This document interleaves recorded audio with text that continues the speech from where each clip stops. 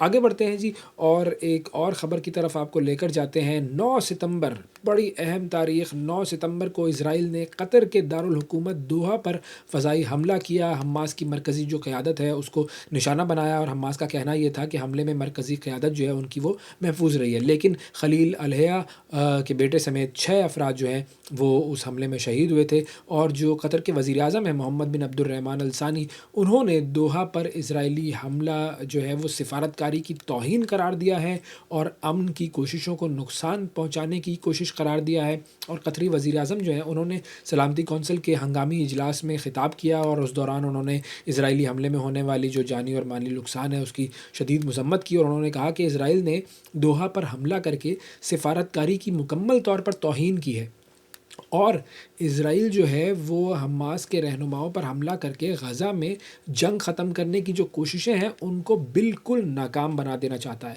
اور انہوں نے سلامتی کونسل کو یقین دہانی کروائی کہ ان کا ملک جو ہے وہ غزہ میں جنگ بندی کے لیے اپنی سفارتی جو کوششیں ہیں وہ جاری رکھے گا، اور انہوں نے یہ بھی کہا کہ قطر کا ثالثی کا جو کردار ہے وہ ساری دنیا نے سراہا، لیکن انہوں نے یہ بھی کہا کہ وہ خونریزی روکنے کے لیے اپنے جو انسانی اور سفارتی کردار کو بغیر کسی ہچکچاہٹ کے جاری رکھیں گے، لیکن انہوں نے یہ بات بھی کہی کہ جی ہم اب رسپانس کیا دیں گے یہ بھی ہم طے کر رہے ہیں۔ اور اس سے قبل جو ہے وہ یہ بات انہوں نے امریکی ٹی وی کو انٹرویو دیتے ہوئے کہی تھی کہ اسرائیلی جو حملہ ہے اس نے یرغمالیوں کی رہائی کی تمام امیدیں ختم کر دی ہیں، اور حماس پر اسرائیلی حملے سے یرغمالیوں کا جو مستقبل ہے وہ مکمل طور پر تاریک ہو گیا ہے۔ لیکن ظاہر نتن یاہو جو ہے وہ اس نے کہا ہر یرغمالیوں کے بارے میں سوچنا ہے، وہ تو اپنی حکومت کے بارے میں ہی سوچ رہا ہے کہ کسی طریقے سے اپنی حکومت کو جو ہے وہ پرولونگ کریں۔ آگے بڑھتے ہیں جی، اور اسی حوالے سے آپ کو خبر دیتے ہیں کہ اقوام متحدہ کی جو سلامتی کونسل جو ہے اس نے قطر کے دارالحکومت دوحہ پر جو اسرائیلی حملہ ہے اس نے شدید مذمت کی ہے، اور دوحہ میں جو حماس قیادت پر اسرائیلی حملہ ہے اس کے بعد اقوام متحدہ سلامتی کونسل نے بیان جاری کیا ہے، اور سلامتی کونسل نے اسرائیل کا نام لیے بغیر قطر میں حملوں کی مذمت کی ہے۔ اور جو مذمتی بیان ہے وہ برطانیہ اور فرانس نے تیار کیا، اور یہ بیان تمام 15 اراکین بشمول اسرائیل کے اتحادی امریکہ کی منظوری سے جاری کیا گیا ہے۔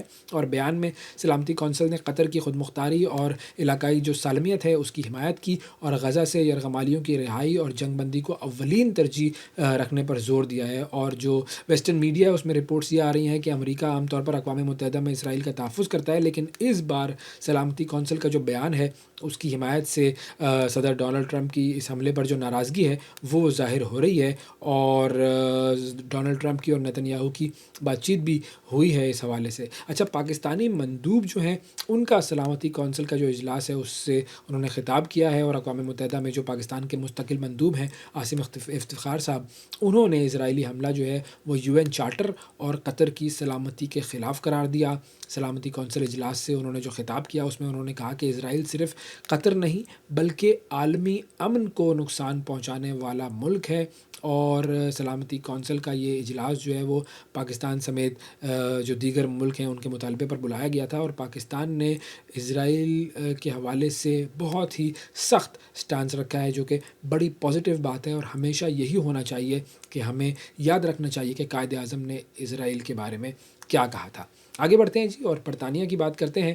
برطانوی وزیر اعظم جو ہیں کیئر سٹارمر، انہوں نے امریکہ میں تعینات برطانوی سفیر ہیں پیٹر مینڈلسن، ان کو جنسی جرائم کے مجرم جیفری ایپسٹین سے تعلق کے الزام پر برطرف کر دیا ہے۔ جی یہ ایک بڑی خبر سامنے آئی ہے، اور جیمز راسکو کو پیٹر مینڈلسن کی جگہ قائم مقام سفیر مقرر کر دیا گیا ہے۔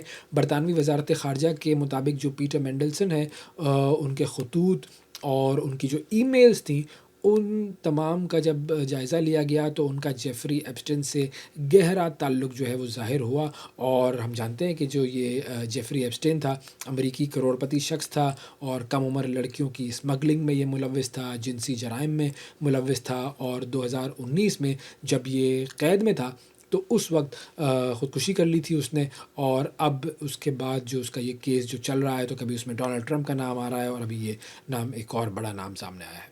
आगे बढ़ते हैं जी और आपको लेकर चलते हैं नाज़रीन नेपाल की तरफ। और नेपाल में करप्शन और सोशल मीडिया प्लेटफ़ॉर्म्स ब्लॉक किए जाने के बाद से काठमांडू समेत मुख्तलिफ़ शहरों में शदीद एहतजाजी मुज़ाहरे हुए, बहुत ज़्यादा फ़सादात हुए वहाँ पर, हंगामा आराई हुई। अब फ़ौज ने वहाँ पर काबू पा लिया है और इनको जो है वो जेन ज़ी प्रोटेस्ट्स का नाम दिया जा रहा है। और जेन ज़ी जो है उसका मुतालबा ये है कि मुल्क में इंतखाबात कराए जाएँ। और जेन ज़ी ने जो है वो साबिक चीफ़ जस्टिस हैं सुशीला कर्की, उनका नाम अबूरी हुकूमत की क़यादत के लिए पेश किया था। और अब ख़बर ये आई है कि उन्होंने ये नाम जो है वो कबूल कर लिया है। नेपाल के जो वज़ीर आज़म हैं के पी शर्मा ओला, उन्होंने ओहदे से इस्तीफ़ा दे दिया है। और सुशीला कर्की जो है उन्होंने अबूरी हुकूमत सँभालने पर आमादगी ज़ाहिर कर दी है। और बेसिकली बैकग्राउंड इसका ये है कि नेपाली हुकूमत ने पिछले हफ़्ते सोशल मीडिया की जो बड़ी वेबसाइट्स हैं वो सारी बंद कर दी थी। और उसके बाद फिर नौजवानों के मुज़ाहरे शुरू हुए और इन मुज़ाहरों को जेन ज़ी इनकलाब का नाम दिया गया। और ये काफ़ी शदीद हंगामा आराई थी और इस फ़सादात के दौरान 30 लोग जो हैं वो हलाक हुए, कई लोग ज़ख्मी भी हुए और जो सरकारी इमारतें थीं उनको भी आग लगाई गई। तो काफ़ी ये संगीन मामला हो गया था नेपाल में। अब बात करते हैं जी ब्राज़ील की। और अगली ख़बर ब्राज़ील से है। ब्राज़ील की जो सुप्रीम कोर्ट है उसने ब्राज़ील के साबिक सदर हैं बोल्सोनारो, उनको बगावत की साजिश का मुजरिम करार दे दिया है।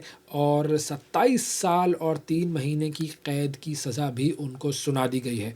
ब्राज़ील की जो सुप्रीम कोर्ट है उसके 5 रुकनी बेंच के 4 जजेज़ ने सज़ा के हक़ में फ़ैसला सुनाया। और एक जज ऐसे थे कि जिन्होंने तमाम इल्ज़ामात से उनको बरी कर दिया और घर में नज़रबंद हैं इस वक्त साबिक सदर बोल्सोनारो। वो अदालत में पेश नहीं हुए थे और साबिक सदर के जो वकील हैं उन्होंने सुप्रीम कोर्ट का जो फ़ैसला है उसके ख़िलाफ़ अब अपील दायर करने का ऐलान कर दिया है। और मुतालबा उन्होंने ये किया है कि समाअत के लिए 11 जजेस पर मुश्तमिल फ़ुल कोर्ट बनाया जाए और फ़ुल कोर्ट समाअत करे। और इस पर अमेरिका के जो सदर हैं डोनाल्ड ट्रंप, उनका बड़ा एक रद्द-ए-अमल सामने आया और उन्होंने कहा है कि जी ब्राज़ील के जो साबिक सदर हैं बोल्सोनारो, उनकी सज़ा जो है वो काफ़ी मायूस कुन है। और उन्होंने कहा है कि जी ब्राज़ीलियन सुप्रीम कोर्ट जो है वो बिल्कुल उन्होंने गलत फ़ैसला दिया है। और दूसरी जानिब जो अदालती फ़ैसला आया है उसके बाद साबिक ब्राज़ीलियन सदर बोल्सोनारो के हक़ में काफ़ी शहरों में मुज़ाहरे भी शुरू हो गए हैं। और बेसिकली बोल्सोनारो जो हैं उन पर 2022 के इलेक्शन के बाद इक़्तिदार पर कब्ज़े की कोशिश का इल्ज़ाम था और इसमें उन्हें ये सज़ा सुनाई गई है। और अब रुख़ करते हैं मशरिक़े वुस्ता का, जहाँ पर इज़राइल ने कतर पर अटैक किया। और अब यूँ कहिए कि जो मशरिक़े वुस्ता की सूरत हाल है वो मज़ीद बिगड़ रही है, क्योंकि कतर की तरफ से बयान एक तो ये आया कि इज़राइल को हम जवाब देंगे। और इज़राइल ने पूरे मशरिक़े वुस्ता का, पूरे मिडिल ईस्ट का जो अमन है उसको ख़तरे में डाल दिया है। और अब क्या ये जंग बढ़ जाएगी? क्या ये जंग मज़ीद बढ़ेगी? क्या हम थर्ड वर्ल्ड वॉर की तरफ जा रहे हैं? बहुत सारे एनालिस्ट कह रहे हैं कि अब ये मामला ऐसा हो गया है कि इसको रोकना मुश्किल ही नहीं बल्कि नामुमकिन हो गया है। फिर दूसरी तरफ अगर हम बात करें कि डोनाल्ड ट्रंप के जो ताल्लुकात हैं मिडिल ईस्ट से वो भी बहुत ज़्यादा गहरे हैं। अब उन ताल्लुकात का क्या होगा?